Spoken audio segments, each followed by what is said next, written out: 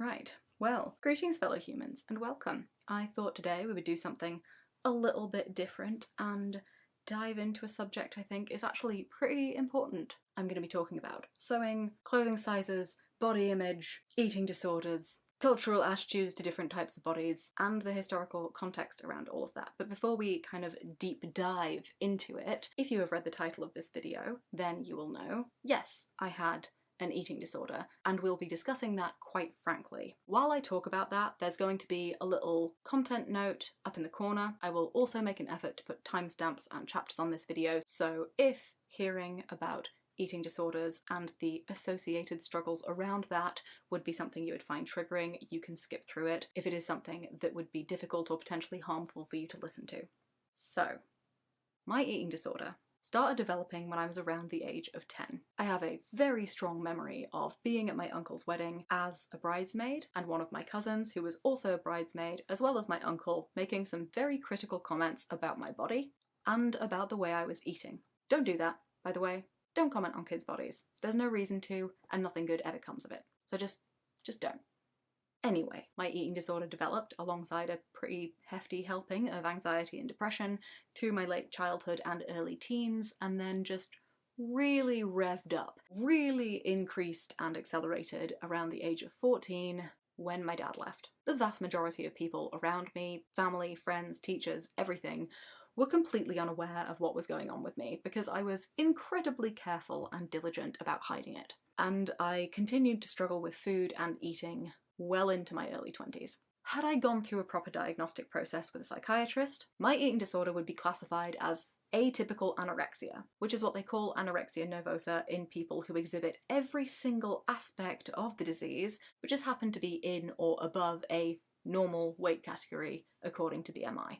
I had been trying to improve and work on my relationship with my body, with food, with eating on my own, with pretty limited success when I was finally able to access therapy in 2016. And through that, my eating disorder was actually identified. In fact, previous to that, I had been absolutely adamant that although I definitely had disordered eating, I couldn't possibly have a full-blown eating disorder because, as I thought of it, I'd never been underweight, and I'd never been what I thought of at the time as actually thin, whatever that means. Thankfully, I had an amazing therapist who said something really essential that I absolutely needed to hear at the time.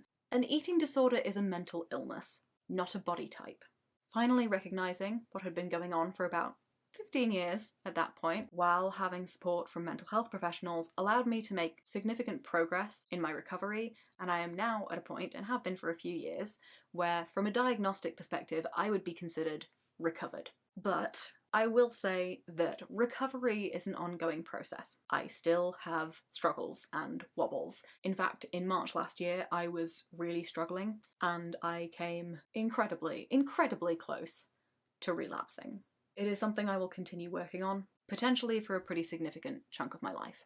However, something that has hugely helped in improving my relationship with my body and shifting that to a more positive, healthy, accepting, loving place is moving away from purchasing and buying clothes and towards making my own clothing. The number one biggest reason that making my own clothes has improved my relationship with my body is not having to deal with the absolute trash fire that is standard clothing sizes. Now, for me to really talk about standard sizes, we're gonna need some context. So we're gonna deep dive, okay, into how the standard sizes we have today came into existence. And just to be clear, I will only be talking about the history of standard sizes in the United States and in the UK, because that was all I had the capacity and ability to research for this video. Also, at any point when I refer to men's or women's sizes, measurements, clothing, I'm specifically referring to measurements, sizes, proportions, garments that would have been considered for men or for women at that point in time through the lens of a Western binary concept of what clothing people are allowed to wear based on their assumed gender, which for some reason many people continue to not only adhere to but vehemently enforce. So now that the admin's out the way, let's get into the history. It's impossible to talk about the standardization of clothing sizes without talking about ready-to-wear clothing. So what is ready-to-wear, you say? Well, I'll tell you. Back in ye old pre-industrial, pre-standard sizing, pre-king consumer shopping days, everyone's clothing was made for them, either by them, by a family member, or some kind of garment maker of some sort. And these items would be made bespoke. On the flip side, the majority of clothing that people purchase and use today is ready to wear. You can pick it up already in existence in a shop, purchase it and put it on your body right then and there. It's also been called off the peg or off the rack at various points. Now, historian Beverly Lamaya has traced the origins of ready-to-wear all the way back to the 17th century and the manufacture of military uniforms. This developed further during the Napoleonic Wars, but ready-to-wear garments didn't really become available to consumers until the 1820s. However, there was very limited demand for these garments because early ready-to-wear garments tended to have very little shape and be loose-fitting, so they were like smocks and stuff, and were predominantly purchased by everyday working people just for their functionality. The beginning of high consumer demand for ready-to-wear clothing was like the 1840s, 1850s. Essentially, entrepreneurs who had begun as second-hand clothing sellers realised that there was a growing demand for ready-made clothing at lower prices, and the most successful of these, E. Moses and Son, poured vast sums of money into advertising campaigns in heavily populated areas, and in so doing basically created an enormous demand for well-cut, ready-to-wear garments among the urban middle classes. The standardization of men's clothing sizes based on a chest measurement and then the assumed proportion of waist, hip and thigh measurements alongside the easily alterable measurements of like trouser inseams and sleeve lengths worked pretty well, not gonna lie. However, the standardization of women's sizes was a little bit more complex. Initially, manufacturers tried to use the same system of creating an entire size standard off of only a bust measurement, and like, that didn't go so hot. Now, for me to make something, say a dress, that fits me, even vaguely well, there are a number of measurements that I would need to take. A bust measurement, yeah, I definitely need that. But alongside that, I would also need an underbust, an overbust, a waist, a lower waist, a hip, a lower hip, potentially shoulder width, arm circumference, a nape to waist measurement, a waist to hip. It'd probably be handy to have like a shoulder to bust point measurement, a bust point to waist measurement, and then depending on how long I wanted my dress to be, I'd need to measure from my waist to the desired hem length. A bust measurement alone does not a correctly fitting dress make, is what I'm saying. Well, some enterprising individual in the textiles and clothing division of home economics within the US Department for Agriculture realised this, and so in the late 1930s the US Department of Agriculture set out on a mission to measure 100,000 women across the United States in an attempt to create a new unified standard of sizing for women's wear. They took 59 different measurements, 26 vertical measurements. I have never used 26 vertical measurements to make a garment in my entire life. 22 horizontal measurements, including things like ankle girth and sitting spread hip girth, but inexplicably, no underbust measurement. They fell a little bit short of their goal of 100,000, and in total, 14,698 women were measured from only 7 different states, and every single one of those women was white. They specifically set out to only measure white women, to be very clear.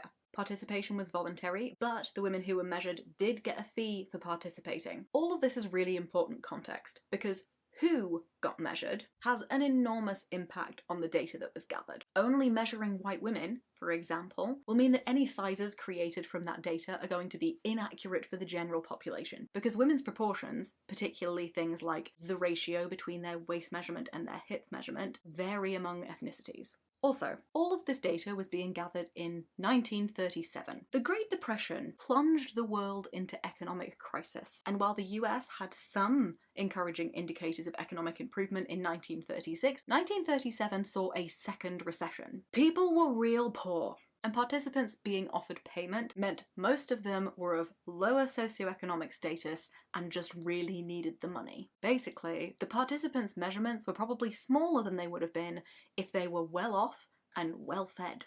The researchers on this project noted that older women seemed to be reticent to participate, and so young women were overrepresented in the data that they were gathering. So they removed the measurements of 1,273 women under 30. Another 1,626 women were excluded from the data because their charts included gross errors of some kind, and they quite literally just didn't bother analysing the measurements of 2,000 women because the papers arrived late.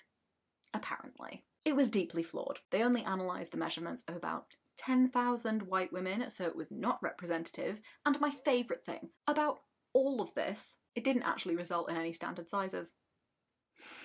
They did make a recommendation to the Department of Agriculture that using a girth-based measurement and then an additional height category of long, regular and short would be a generally good move. However, that did not happen. What did happen was that in the mid-1940s, the data was transferred, at the request of the Mail Order Association of America, to the National Bureau of Standards to be reanalysed. But they realised that the data pool was too small, so from 1949 to 1952, they supplemented the measurements they already had with the measurements of just over 6,000 US Air Force women taken by the Army Quartermaster Corps during the Second World War. And then they analysed everything all over again. But with 40% of the measurements being analysed taken from serving military personnel, it is quite likely that the results were once again skewed towards the slimmer end of the spectrum. They came up with a system that was not too dissimilar from the previous recommendation, just theirs included actual measurements for each size, and they created a set of standard sizes with a tall, regular and short variation, but also created an additional variation of regular hip, slim hip and full hip, which represented about a 2-inch variation in the hip measurement between each of those sizes. They used half a page of their 34-page document to talk about larger women's sizes, noting in that half page that adequate data was not available for those sizes, and stated that the table of sizes that they had provided was only for the regular classification in height and average hip option. By the way, these larger sizes weren't created by measuring actual people. You know, like all of the others had been. Like the concept of the whole thing. Didn't do that. The smallest size in their larger sizes chart were the measurements, the exact measurements of one woman, the largest woman that they measured in 1937, and then they just scaled the rest of the sizes proportionally from there. I know. Okay, I know this was pre-digital, and so the scale of the data that they were collating and the analysis of it was relatively impressive for the time, but also I did spend about 37.5 hours literally raging at the multiple flaws in the data gathering and statistical analysis methodology of these processes, because that is the kind of person I am, I guess. Anyway. This new fandangled system came into full effect by the end of 1959, but it was entirely voluntary. And seeing as manufacturers would need to stock 63 individual sizes to have like a basic size range, instead of, you know, the much more manageable 7 sizes they'd need to stock for just the regular height, average, hip category, nobody bloody used it. Nobody used it. So fast forward to 1968, and they decided to try again. Again, at the request of the Mail Order Association of America. Worth noting, from all of the research I've done, they didn't appear to take any new measurements, but instead just decided to continue using the measurements of 6,000 serving Air Force women and 10,000 poor white women from the 1930s, because, you know, I'm sure that's absolutely representative of the general population of the United States in the late 1960s. Right? From their reanalysis of that data, they created a range of sizes, starting at a 34, interestingly, a full inch bigger than the 1950s 34, BT dubs, ranging from a 34 to a 52. It came into full effect in 1970, and again, was entirely voluntary. So again, nobody used it. And sadly, so sadly, that meant that PS 42-70, as it was fondly called, was withdrawn in 1983, and what followed was a series of alternatives that were all also entirely voluntary and unused for the most part. But what about the other side of the pond, you ask? Well, Let me tell you. In Britain, they had been doing anthropometric studies since the 18th century. However, those had been almost entirely fueled by colonialism, racism, and eugenics. And it literally wasn't until like the late 19th, early 20th century that the concept of these sorts of mass studies being used as a public health tool was considered, let alone actually recognised. So a few decades later, after the Second World War and the creation of the World Health Organization, public health campaigns that collated measurements began. And the first standard of body measurements was released by the British Standards Institute in 1951. That was replaced in 1974 to accommodate the shift from imperial measurements to metric measurements, and that was superseded in 1982. Specification BS 3666, which, like the previous specifications in Britain, defined sizes in terms of a bust and hip measurement only, was rarely used by manufacturers. Quelle surprise. It was replaced in 2002 by the European Standard Organisation's much more robust, much more snappily named EN 13402 size labelling of clothes, now called the Joint European Standard for Size Labelling of Clothes, which is obviously so much better. And this sought to create a unified standard of sizing across the European Union, because previous to that, every country had had its own system. Its sizes are also based on a girth measurement like bust, waist, or hip, depending on garment, and a secondary measurement of height. But the labels are meant to include a cute little pictogram, just to help out the consumer. So, with all of these sizing systems that had so much work put into them, why is it still so hard to find clothes that actually fit? Well, there are three main parts to that. The first being that none of these standards, guidelines, or specifications are mandatory. There is no legal obligation in the UK, the US, or the European Union for clothing companies or manufacturers to actually use these sizes. It is entirely voluntary for companies to use them, and so in the vast majority of cases, they don't. What they actually do is they look at their consumer base. They decide on the body shape and measurements of either their ideal or their average consumer. They make that their mid-size, and they scale everything from there. If a company wanted to decide their ideal customer was 72 feet tall and had a 7-inch waist, they could do that. I mean, it'd be poor business sense, but they could do it. And sizes now aren't what they used to be. What was a US size 12 in 1958 would be a US size 4 to 6 now. Why, you ask? Well, we live in a deeply anti-fat society that places thinness on a pedestal, and while vanity sizing has existed for as long as sizing has, it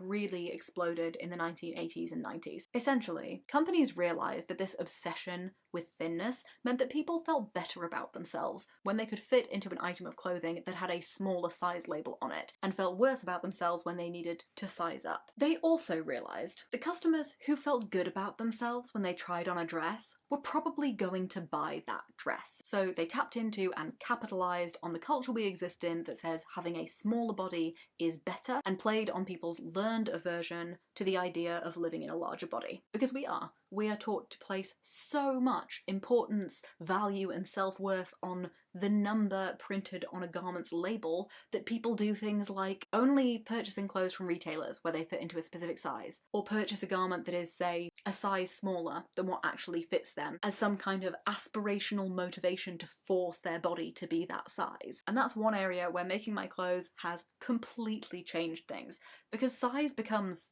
essentially irrelevant. What is relevant is my measurements. And my measurements are my measurements. It would be a complete waste of time for me to spend hours creating a garment that is smaller than I need it to be for my current measurements. It would be utterly pointless, particularly because if I make something, say a blouse, for my current measurements, and I happen to get smaller, I can just alter the blouse to make it smaller. Or if I get larger, as long as I've left bigger seam allowances, I can just make the blouse larger. There's a kind of matter-of-fact neutrality to that I personally haven't experienced when purchasing clothes in standard sizes. The second part of why, despite all these sizing systems, you still can't find clothes that actually fit, is quality control. I have 3 pairs of jeans that I purchased secondhand as a bundle on eBay. They are all from the same brand. They are the same style, the same cut, they are made from the same fabric, and they are all labelled as the same size. You can see the difference easily just laying them on top of each other, but I was curious, so I measured. There is 5 inches of variation in the waist. 5 inches. Based on British and European standards, that is 3 sizes of difference, but they're labelled the same. Now, those jeans were produced for a fast fashion brand, so I'm unsurprised by the lack of quality control. But even with the expectation that companies aren't going to check every item for correct sizing, and that the cheaper the clothes, the more corners were cut to make it, and so the lower the quality control will be, a 5-inch difference is genuinely shocking. Now, the third part of why, despite all of these standard sizing systems, it's still so tough to find clothing that fits you is, to put it simply, people aren't standard. Averages do not work well on the human form, and this was demonstrated in the most beautiful fashion by a man named Gilbert S. Daniels. So story time. In 1950, the American Air Force decided, after a surprising number of non-combat crashes in jet-powered airplanes, that the cockpit they'd designed in 1926 was in desperate need of an upgrade. So they undertook a mission to find the dimensions of their average pilot by taking 140 different measurements from 4,063 airmen. Sound familiar? They then collated all of that data, came up with a measurement range and a mean and median average, all of this in an attempt to design an effective cockpit. But Gilbert S. Daniels, who was a junior researcher on the project, Gilbert S. Daniels didn't think it was going to work. And in a technical note that he penned and then published in 1952, he showed exactly why. He took just 10 of the 140 measurements that had been gathered, and he systematically removed the data of any man that didn't fall into the average range. Of the original 4,063 men measured, just over 1,000 fell into the average range for height. From there, he selected those in the average range of chest circumference, then did the same for sleeve length, crotch height, torso circumference, hip, neck, waist, and thigh circumference, systematically eliminating men at every stage who fell outside of the average range for that measurement. After 9 categories, he had just 2 men left. 2, and after the last measurement of crotch seam length was applied, there was no one. Now, I'm a pretty visual person, so to put that in visual terms, here is a graph. This is a graph of the heights of the 4,063 men measured, plotted on a bell curve, keeping in mind that these men were serving military personnel and that to be a pilot in the Air Force in 1950 you had to be between the ages of 17 and 45, had to pass a rigorous physical examination, and had to already exist within a specific range of measurements to pass the recruiting process. It's safe to say that these men were not representative of the general population of the US, and that there was far less variation in their measurements than there would be in a larger and more diverse sample size from like a data perspective. And here is a graph of the 10 measurements Gilbert S. Daniel sampled in his technical paper, with the average of each dataset aligned. Yes, I did spend literal hours in Excel making this, and no, I do not regret it in any way, shape or form. This graph represents the measurements of more than 4,000 men, out of a total 568,820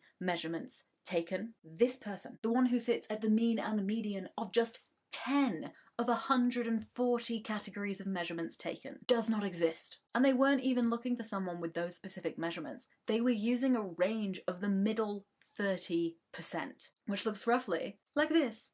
Out of 4,063 men who already existed within a niche, literally 0 of them existed within a size range literally created from their own measurements. So how is this relevant to clothes? Well, the process followed for the Air Force's search for the average pilot is essentially a more in-depth and more effective version of what was undertaken to create standard sizes. And just like the cockpit redesign didn't work, standard clothing sizes don't work either, because bodies, even ones with the same bust, waist and hip measurement, vary so much. Gilbert Daniels even stated in his technical paper, "It is virtually impossible to find an average man because of the great variability of bodily dimensions which is characteristic of all men. There is every reason to suppose that conclusions similar to those reported here would have been reached if the same type of analysis had been applied to body size data based on almost any group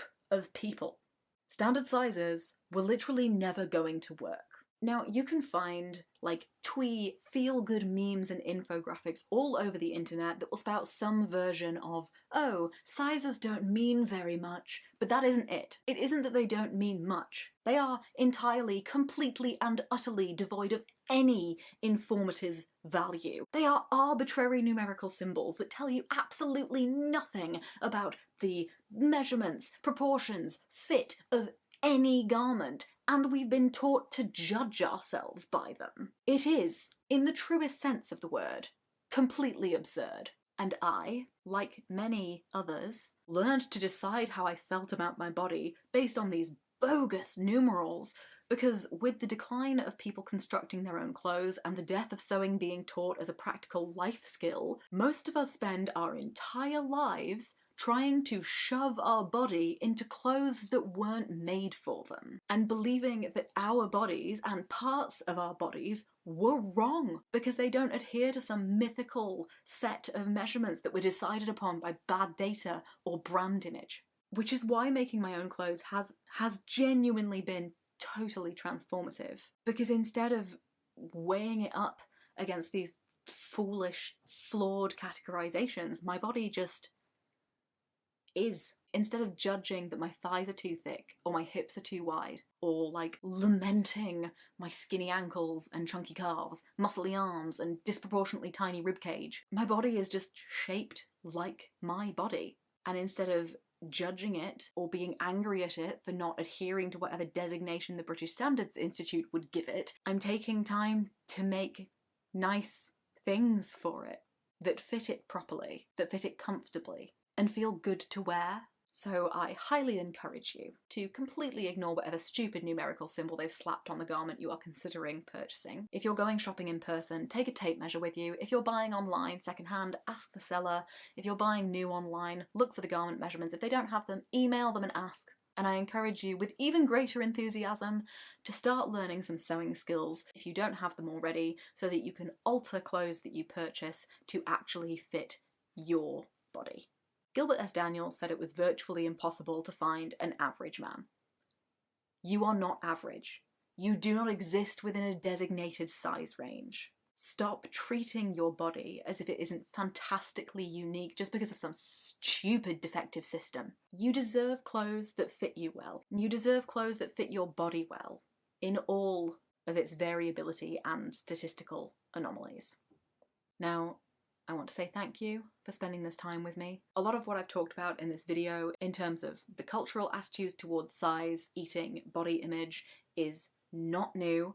Fat activists and fat liberationists have been saying this for literal decades. I will link in the description to a blog post that includes my sources for all of my research, but I will also link to various resources that really helped me with my recovery. If you or someone you know is struggling with an eating disorder or disordered eating, please know there is help and support out there. There is an option for it to change. Recovery can be tough, but believe me, it is so worth it. Doing all of the usual stuff, liking and sharing this video, subscribing to my channel, all really helps me out and would be greatly appreciated. I hope you enjoyed this dive down the historical rabbit hole, and whether you keep hanging out or not, I hope everything is okay in your world, and I'll see you all next time.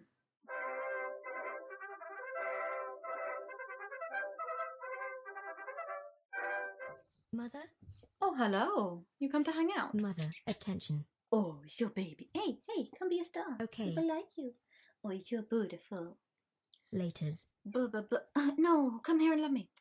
Give fuss. Hello. Make your mind up. I will not. Wanker. Booth. Flume. I can't get you there. You're too far. You have to come here. What? You have to be in frame. It's the law. That's nice. Excuse me? Yeah, I know you want attention. Come here then. No. Huh? You're far away. It's difficult. We'll move for stroke. Get off my cardigan. But want to claw it. Illegal. 34-page document to discuss Oi. larger women's sizes. Hello? Oh yeah, success.